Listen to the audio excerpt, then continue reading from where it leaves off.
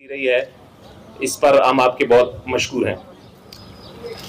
कोयटा शहर में बल्कि पूरे बलूचिस्तान में जो हालात रहे और बिलखुसूस कोयटा में, उसमें हर तबके के लोग जो है वो मुतासिर हुए। इसी तरह सहाफ़ी भी उनमें शामिल हैं। हमने हमेशा कोशिश की है, हम तनकीद के भी ज़द में रहे हैं, लेकिन हम हमेशा कोशिश ये करते रहे हैं कि किसी भी तरीके से अपने फ़राइज़ को सरअंजाम देते रहें, अपनी तरफ से अपने शहर, अपने सूबे, अपने मुल्क के लिए अपना हिस्सा जो है वो डालते रहें। इस कोशिश में कुछ हद तक कामयाब भी हुए हैं, कुछ चैलेंजेस भी रहे हैं, लेकिन यकीन जाने मैं यहाँ पे बलूचिस्तान यूनियन ऑफ जर्नलिस्ट की नुमाइंदगी कर रहा हूँ। बलूचिस्तान भर के तकरीबन 2 से 2,500 जो सहाफ़ी हैं, मैं उनकी नुमाइंदगी कर रहा हूँ। जहाँ कहीं भी ज़रूरत हुई है, जहाँ जिस किरदार की ज़रूरत हुई है, सहाफ़ियों ने वो निभाने की कोशिश की है। प्रेस क्लब सबका एक तरह से जो है मरकज़ रहा है। किसी को कोई परेशानी होती है, प्रेस क्लब उसके लिए खुला है। किसी को कोई मसला होता है, प्रेस क्लब के सामने आके अपना मसला बयान करता है। हमारी आप सब की तरह यही कोशिश रही है और आगे भी रहेगी कि हम इस मुल्क, इस सूबे और इस शहर के लिए अपना किरदार अदा करते रहें।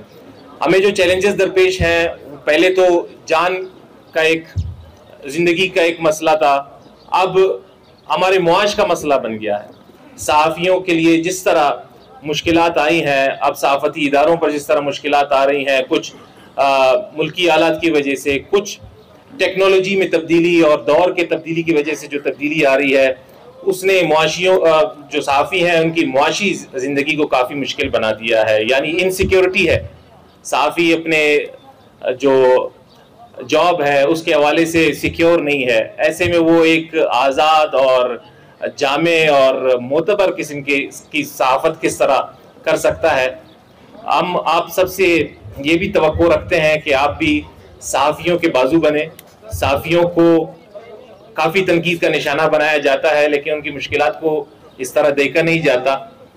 अगर हम एक दूसरे की मुश्किलात को जानेंगे, एक दूसरे को समझेंगे, तो यकीनन हम लोगों को सही राह दिखा सकेंगे। मैं सहाफ़ी बिरादरी की तरफ से यही तवक्को रखता हूँ आप सबसे। और दूसरा, इस शहर का बेटा होने के नाते, यहाँ सहाफ़त करने के नाते, मैं एक छोटी सी दरख्वास्त ज़रूर करना चाहूँगा। यहाँ ये मौका मिला है तो मुझे ये बात कहने में आर नहीं है।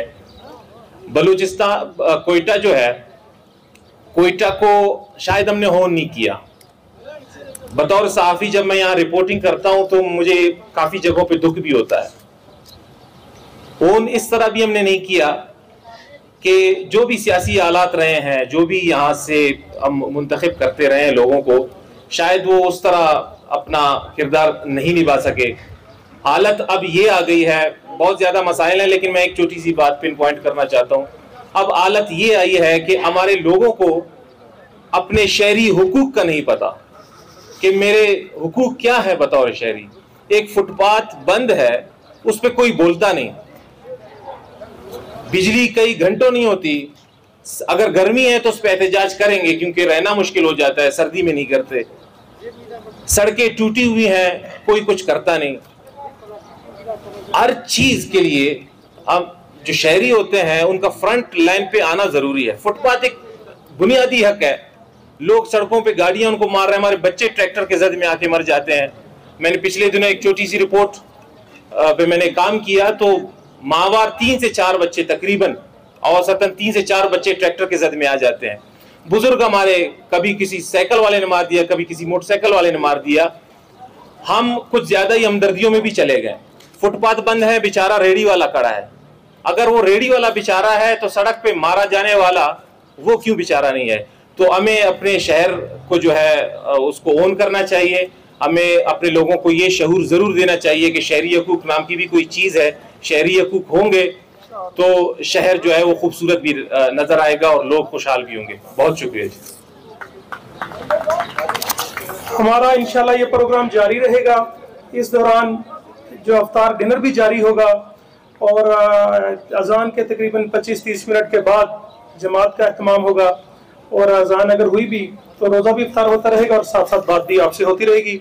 अब मैं इस्माइल गुजर साहब से पहले जनाब मोहतरम अब्दुल मालिक साहब